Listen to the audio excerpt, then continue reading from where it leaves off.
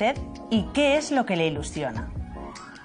¿Por qué les digo todo esto? Porque tenemos la suerte, la gran suerte de tener con nosotros a Carlos Oliveira. Muy buenas noches, Carlos. Muy buenas noches y muchísimas gracias, pero una introducción más bonita. ¿Has visto a José Luis? Bueno, ¿De qué vamos a hablar hoy? Sí, yo creo que hoy vamos a reflexionar un ratito, ¿eh? Así que conviene escucharle con detenimiento y luego masticar lo que nos cuenta. Efectivamente, con mucho detenimiento. ¿Y por qué decimos esto? Tenemos este libro aquí, se llama Elige Vivir, Mentoría para la Vida. Yo podría decir que este podría ser el libro de cabecera de todos, no importa la edad. Debería serlo, y es verdad. Porque, bueno, Carlos Oliveira estudió Administración y Dirección de Empresas, después hizo un MBA con el IES, más de 25 años trabajando en grandes multinacionales, pero desde hace 10 años decidió ser, y esto nos lo explicará, porque es coach coactivo. Sí, bueno, es un tipo de... Dentro de las ramas de coaching, yo me formé como coach coactivo. Sobre todo ha ayudado a impulsar a grandes directivos de grandes empresas, pero ahora lo que ha hecho es escribir este libro para profesionalizar la gestión de la vida de todos y de cada uno de nosotros, para llevar a cabo lo que realmente queremos hacer. Porque claro, ¿cuánto tiempo invertimos en eso, en pensar realmente qué es lo que queremos? Ese para mí es el gran drama, ¿no? El recurso más escaso que tienes en tu vida es tu vida. Y realmente no dedicamos mucho tiempo a pensar en ella, en estructurarla, a planificarla. Y es una pena, ¿no? Porque, a ver, si a ti tus jefes te dicen, oye, dinos hacia dónde va el programa en los próximos 3, 5 años, tú rápidamente te retiras, preparas, tal, no sé qué, y dices, aquí tengo la presentación, los KPIs, tal, todo el rollo, ¿no? Y yo te digo, oye, ¿cuál es tu plan para los próximos 3 y 5 años? Y ya empezamos a flojear, no tiene ni de broma el mismo rigor. Y es una pena. Y esto pasa básicamente porque nuestro cerebro no está diseñado para buscar nuestra felicidad. Y es uno de los grandes problemas, ¿no? Realmente lo único que quiere es mantenernos vivos. Pero bueno, como animales que somos, ese es su objetivo. Entonces tú le preguntas, oye, ¿qué hay de mi felicidad? Y dice, ¿tu feliz qué? Esto no toca. O sea, y ese es uno de los problemas. Y yo me dedico a ayudar a la gente, bueno, a encontrar su propósito de vida, que no es evidente. No es evidente lo que uno quiere en la vida. Entonces, bueno, ese es un poco el trabajo que yo hago. Pues vamos a eso. Quiero decir, ¿cómo reaccionamos frente a eso que nos dice, con toda la razón del mundo, que es muy común de no reflexionamos lo suficiente sobre nuestra propia vida? Dicho de otra manera, yo le pregunto, voy a verle y le pregunto, quiero que me diga qué tengo que hacer para tener claro cómo voy a estar o qué voy a hacer de aquí a 3, 5 años. Claro, esto no es consultoría, yo no te voy a decir las soluciones que tú tienes que hacer, sino de lo que se trata es, tú eres diferente a mí. Y tú quieres cosas muy diferentes a las mías. Entonces, lo primero que es ayudarte a entenderte. Porque no es evidente, ¿no? Es decir, ¿por qué hoy estoy enfadado? ¿Por qué hoy estoy contento? Empezás a notar en tu cuaderno de pensar qué me está pasando, ¿no? Y entonces te empiezas a encontrar con cuáles son mis valores de verdad, cuál es mi esencia, qué es lo que quiero. Y cuando te empiezas a emborronar papeles de ¿yo qué quiero en mi vida? ¿Cuál sería mi objetivo en 5 años, en 3? Pues es cuando empiezas tú a encontrar los tuyos. Y son tuyos, no son míos. Son radicalmente diferentes. Esa parte, Carlos, yo creo que es una de las claves y las bases de este libro, que es tener un propio cuaderno, y así acaba, yo creo que se puede decir, y no es ningún spoiler, se puede decir. Pero el libro acaba diciendo qué es lo que vas a escribir en ese cuaderno en blanco, que al final es tu vida es una página en blanco, escríbela como tú quieras. Y estábamos diciendo, ¿qué es lo que uno quiere realmente? ¿Cuál es su propósito? Y hemos salido a la calle a preguntar precisamente eso. ¿Cuánto tiempo dedica usted a hacer cosas para usted, a pensar en usted? Y claro, ¿qué es pensar en uno mismo? ¿Qué es hacer cosas por uno mismo? Esto nos han contestado. A la semana. Un día. El viernes, que no trabajo. Uy, bastante. Pero tengo que hacer el sobre ejercicio. No sale de natura. Tienes que provocarlo, ¿no? Soy muy aficionado al teatro y sí, y a la semana voy 2 o incluso 3 veces. Bueno, en este momento creo que unas 5 horas. ¿5 horas a la semana? Así es. A lo mejor es poco, pero sí 5 horas. Sobre todo cosas para mi beneficio como ejercicio, comer bien, meditar, ese tipo de cosas que pues bueno, le llenan a uno el alma, ¿no? Pues poco tiempo, porque precisamente estamos siempre pensando en los demás, o sea que poco tiempo. 5 horas. Unas 5 horas a la semana. Sí, 1 hora de lunes a viernes. Tengo 2 hijos pequeños y dedico mucho tiempo que puedo a mis hijos y a mi mujer. Somos lo mismo, ¿no? Entonces yo lo considero que soy yo también, ¿no? Pensar en mí, hombre, pues me lavo, es pensar en mí, me visto, es pensar en mí, me afeito, me echo colonia, rezo también, espiritualmente, ¿no? Nadar, quedo con mis amigas, como en el club y me dedico a mi body. Pues tengo la gran suerte de estar jubilada y dedico mucho tiempo a mí misma. O sea, todas las mañanas solamente cocino para mi familia y poco más. Claro, ya lo han visto. ¿Qué es pensar en uno mismo? Uno ha hablado desde lavarse por las mañanas, ha dicho también rezar, otro ha dicho, bueno, yo dedico el tiempo a mi familia. Claro, en este libro, Carlos, se habla de un método, es el método EPIC. Correcto. Vamos a analizar cuáles son esas frases porque corresponde a las siglas. Pero la primera parte, que es la E de EPIC, es el entendimiento, entenderse a uno mismo, ¿no? Correcto. Lo que la gente comentaba es un poco que se dedicaban tiempo mucho a ocio y a cosas como muy básicas de me tengo que lavar o hacer tal, ¿no? Esto me refiero con rigor a entender cómo funciona tu cerebro y a sentarte delante de un papel. O sea, la felicidad es para quien la trabaja. Tan sencillo como eso. Todos los estudios de felicidad lo dicen. Y por lo tanto hay que poner rigor en sentarte delante de un papel a pensar, bueno, ¿qué quiero yo en mi vida? ¿Qué me hace feliz? Yo, por ejemplo, funciono mucho con decálogos. Y en el libro hago muchos decálogos. ¿Por qué? Porque me obliga a llegar a 10 y no pasarme de 10. Y hago decálogos de todo. Y uno de los más importantes, el decálogo de mi trabajo ideal. Decálogo del fin de semana ideal. Decálogo del padre ideal. Decálogo del marido ideal. Whatever it is. O sea, puedes hacer decálogos de lo que te dé la gana. Pero te ayuda a orientarte. Y no es lo primero que te sale. Generalmente hay que retrabajarlos y retrabajarlos. Y como tú decías, no es estándar. Mi decálogo del trabajo ideal no tiene nada que ver con el de mucha gente. Y además hay cosas que son muy personales. Pues no, yo quiero trabajar aquí porque, yo qué sé, había momentos que yo quería trabajar en multinacionales grandes, como he trabajado. Y para mí y para mi ego era muy relevante tener una tarjeta grande, un coche grande y ser no sé qué. Bueno, y hay que entenderlo, que eso juega dentro de tu ser y por lo tanto tienes que estructurarlo, ¿vale? En concreto dices, es bueno, José Luis, porque dice en el libro, yo con 40 años ya quería estar jubilado, o sea, quería haberlo hecho todo y haberme jubilado y de repente me fui deshinchando y fui haciéndome teórico de mí mismo. Correcto. Eso le puede pasar a muchísima gente. Sí. ¿Y eso qué significa? Vamos a ver, pues que te quedas en las 2 primeras letras del EPIC, ¿no? De que es entiéndete y encuentra tu propósito. Pero si no pasas a la acción, no pasa nada. Digo, yo quiero jubilarme a los 40 y aparte de decirlo, ¿qué estaba haciendo realmente? Poco. Entonces, cuando tú pasas a la acción, cuando tú realmente empiezas a orientar tus acciones hacia la consecución de un objetivo, magia se consigue. No es magia, es foco, es esfuerzo, es disciplina y tachán, qué suerte tiene Carlos que ha conseguido no sé qué, o qué suerte tú que has conseguido estar aquí. No es suerte, ha habido mucho trabajo detrás y mucho foco.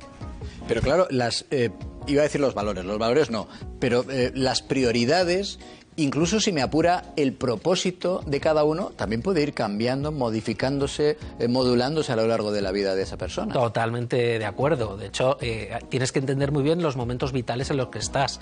No es lo mismo lo que quieres con 20 que con 40, que con 50. Y uno de los grandes temas, la gente está esperando jubilarse, no sé para qué, pero se está esperando jubilar. Con el tiempo y la medicina como va evolucionando, vamos a vivir 100 años, si Dios quiere, o más. Le van a quedar 40 años a la gente que tendrá que estructurar qué quiere. Yo con 20 quería ser presidente del gobierno, ahora ni regalado. O sea, es decir, cada uno tiene sus momentos vitales y hay que entenderlos.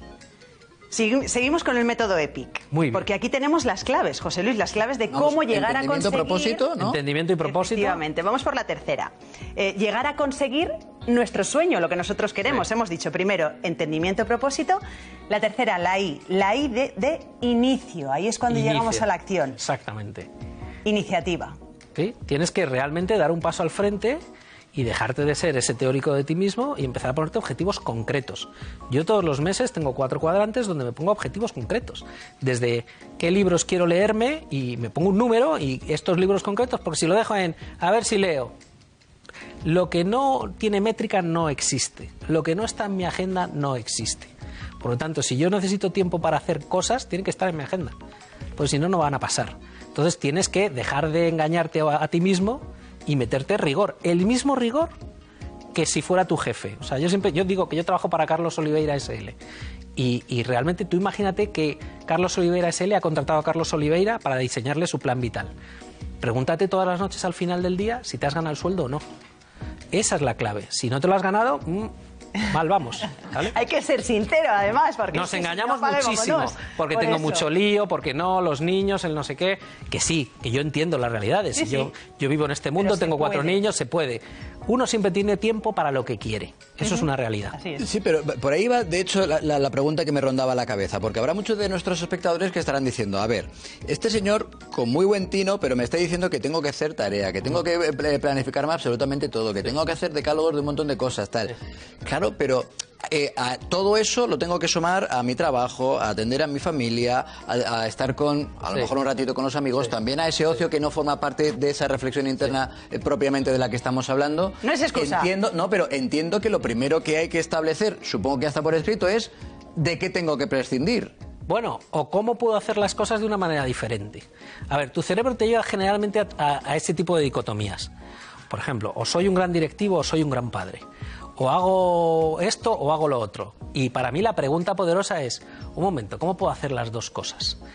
Yo en el libro hablo y en muchas cosas de cómo amplío mi ancho de banda. Yo redefiní muchas veces, y yo creo que lo cuento, ya no sé ni lo que cuento ni lo que no. Yo en mi último trabajo en Evo Banco, pues yo tuve 2 niñas chiquititas. Un trabajo con muchísima presión y mucha historia, ¿no? Bueno, yo redefiní mi trabajo para, oye, yo quiero estar bañando a mis hijas a esta hora en casa. ¿Qué hago? Pues generé unas reglas de delegación muy claras con mi equipo, estructuré a qué reuniones iba y a qué no, es decir, era responsable de mi vida y de mi agenda. Tú creas tu propio personaje. Y por lo tanto, no es excusa el, claro, ¿y ahora cómo hago todo esto? A ver, de la noche a la mañana no lo vas a conseguir. Por eso te digo, o sea, yo llevo trabajando en cambiar mi vida 10, 15 años. Y así empieza el libro. Yo creo que tampoco hacemos spoilers, se puede decir, porque es que el libro empieza diciendo un diálogo. Sí. Pero si tú de banca no tienes ni idea. Correcto. Ese es el diálogo que te marca, Ese ¿no? es el diálogo. Yo me marqué un objetivo que quería entrar a trabajar en ese banco por una serie de cuestiones que me venía muy bien, porque, bueno, por una serie de cuestiones. Me tiré 7 meses para convencerles de que necesitaban a una persona con visión de consumidor. Yo venía de haber trabajado en Johnson & Johnson y en Kellogg's. O sea, yo era un señor que vendía cereales de un mono. ¿Qué pinta este señor dirigiendo todo lo que era la innovación, el Big Data, Analytics, User Experience de un banco digital? Bueno, pues les convencí que realmente tenía un ángulo que era la visión de consumidor que tenía muchísimo sentido. Pero de nuevo, transpiración. Qué suerte, Carlos, cambiarte de industria y tal. No, no es suerte. Es realmente esfuerzo. Y ahora llegamos, José Luis, a la C de EPIC. Sí. La C de EPIC, que no es otra que la consolidación. Correcto. Ahí llega la consolidación. Ahí llega lo más importante y lo más difícil, ¿no? Porque si no la gente, pues... Esto no es un método cafeínico, ¿no? Que sales como una moto, venga, ya está, y luego se te va para abajo. La idea es que lo consolides. Para consolidarlo no hay magia. ¿Qué hay? Rutinas nuevas, cambios de hábitos, que cuesta una barbaridad. Sí, o sea, el libro no es una invitación a tú puedes, tal, no, es muy aterrizado. De oye, mira, sabemos el mundo en el que estamos, sabemos lo difícil que es, empieza progresando un poquito. No todos los días te van a salir perfectos, bueno, pero por ejemplo, ponerte una nota al día. ¿Cómo ha sido? Yo empiezo mis sesiones de coaching generalmente, ¿cómo estamos de 1 a 10? Y voy evaluando. Ya mis equipos siempre era, ¿cómo la moral de la tropa? ¿Cómo andamos de no sé qué? ¿Cómo tal? Porque si mides empiezas a tener un criterio. Si no, ¿qué tal estás? Y generalmente además muchos me suelen contestar, bien, y digo, no, bien no. Ponme una nota, porque me orienta mucho y a él le obliga a reflexionar cómo está. Y de ahí podemos partir para, estoy en un 6, vale, ¿qué te falta para estar en un 8? O estoy en un 8, ¿qué te falta para estar en un 10? O estoy en un 4, alerta, ¿aquí qué está pasando? ¿Vale? Pero sí es una primera dificultad, ¿no? Reconocer que estás en un 4, por ejemplo. No tanto el cuantificar, que también, sino el reconocer de, no estoy bien. Reconocer estoy en un suspenso. Claramente es uno de los problemas. Quiero decir, eso requiere ya una reflexión interna de tiempo. O en el momento. O sea, lo normal ten en cuenta, yo trabajo mucho con directivos de estos que tú los ves en los grandes periódicos Salmón, ¿no? Donde la gente los ve y dice, yo me gustaría ser como no sé quién. Y luego estás con no sé quién y le preguntas, ¿tú cómo estás? ¿Tú cómo estás? Y te dice 5 o 6. Y si rasco un poco los bajo, ¿vale? O sea, ¿por qué? Porque al final hay un punto también de racionalidad. Si yo te pregunto cómo estás, tu primera reacción es, estoy bien, oye, tengo trabajo, me va bien, tengo mi mujer, mis hijos, no sé cuántos, ¿cómo me voy a quejar? Bueno, pues la realidad es que dices, pues hay algo que yo no acabo de ser feliz. Entonces, cuando realmente empezamos a pelar esas capas de la cebolla, tú te dejas trabajar, no es infrecuente que la gente, ¡pum!, se derrumba en algún momento. Y es reconocerlo, y a partir de ahí construyes y levantas, ¿no? Y esto en todos los ámbitos. Estamos hablando a lo mejor de grandes directivos, pero lo hemos visto, y lo dices también en el libro, hemos tenido todos un punto de inflexión grande que ha sido la pandemia, haber vivido el confinamiento, y muchos, si no ha importado la edad, se han reinventado. Por supuesto. Uno que estaba trabajando el otro día, tuvimos a una mujer que ha trabajado toda su vida, Juana, que le mandamos un beso, en el campo, con animales, y se puso a hacer joyas y las está vendiendo por internet y le está yendo de maravilla con 55 años. No hay edad para estas cosas. Pero claro, sí que hay bloqueos. Muchos. Mucha gente que dice, yo quiero escribir un libro, sí, por ejemplo, o quiero dedicarme pues a hacer joyas, lo que estaba diciendo Juana, que lo hizo. Claro, y aquí estamos intoxicados por todos lados. Las tecnologías, el ruido, las grandes ciudades o incluso el no hacer nada te puede intoxicar también. Sí. ¿Cómo se desbloquea uno? Porque normalmente las cosas que tú quieres hacer y los grandes cambios te dan ese miedo, ese respeto y te bloquean. Te dan miedo. Vamos a ver, volvemos a que tu cerebro te bloquea. Tu cerebro tienes aquí el ángel y el demonio que te dice, ¿pero dónde vas tú escribiendo un libro ahora? ¿Pero tú quién te has escrito? Anda, vuelve al email. Eso es lo que te dice, realmente. Entonces tú tienes que domesticarlo ahí, ¿no? Y realmente empezar a poner ese foco para cambiarlo. Y luego, todos tenemos miedos. A mí la definición de felicidad que más me gusta es, la felicidad es la ausencia de miedos.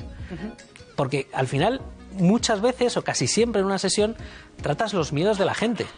Porque el típico que te dice, no, es que yo no soy bueno socialmente. Dice, lo dirá él, porque nadie diría que este tío no es socialmente bueno. O sea, es decir, nosotros tenemos nuestros propios miedos y el enfrentarnos a lo que al miedo le suele sentar fatal es que le pongas luz. O sea, si tú coges un miedo muy común de grandísimos empresarios y de tal, no, ¿y si me arruino?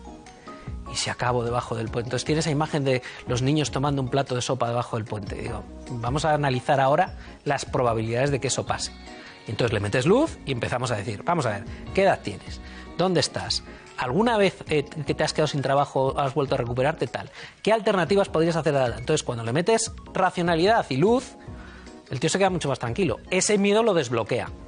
Y con esa misma metodología tú tienes que ir desbloqueando todos los miedos. Pero lo primero es reconocer, a mí esto me da miedo. Que no debe ser fácil, ¿eh? No es nada fácil. Y muchas veces es trabajando con la persona, hasta que la persona se da cuenta y dice, pues me estoy dando cuenta que es que a mí esto me da un miedo que te mueres. Pues sí. Puede ser un buen comienzo del cuaderno, empezar a poner qué es lo que te da miedo y empezar a decir por qué no tiene que darte miedo. Sin lugar a dudas. Hay dos grandes drivers que movilizan a la gente. Una son los miedos y los sueños. Por desgracia, movilizan mucho más los miedos que los sueños. ¿Vale? Soñar, somos pobres hasta para soñar. Es una cosa, o sea, a toda la gente le dices, dime tu sueño. Y te dice unas cosas que digo, pero hombre, algo más. O sea, ¿por qué? Porque ni siquiera estamos ejercitados a soñar a lo grande. O sea, que nos cuesta una barbaridad. Es gratis. Es gratis, es gratis. Ni con esas, ni por esas. ¿Qué has soñado, Carlos? Yo ya me pongo de momento dos tareas. Una, leer este puente de tu libro. Porque muy bien. Hasta ahora María se lo ha quedado ahí para ella. Hombre, ya te lo digo yo. Así se lo sabe de memoria. Así se lo sabe de memoria. Y segunda tarea que voy a hacer después de conocerte es cuando alguien me pregunte cómo estás, 4 o 6. Exactamente. Y te voy a poner una tercera. Una tercera. Que empieces tu cuaderno de pensar. También, efectivamente, también. Es que esto deberíamos hacerlo todos, sí. El diario de toda la vida, que es muy sabio ya lo del diario, tener nuestro diario. Correcto, correcto. De verdad, un auténtico placer y un lujo recibirte. El placer es mío, muchísimas gracias. Y muchas gracias a ti por los consejos y por lo que has escrito en ese libro que va a ser que está ya siendo útil a muchas personas y que lo va a ser a todo el que Cabecera. lo lea. Debe ser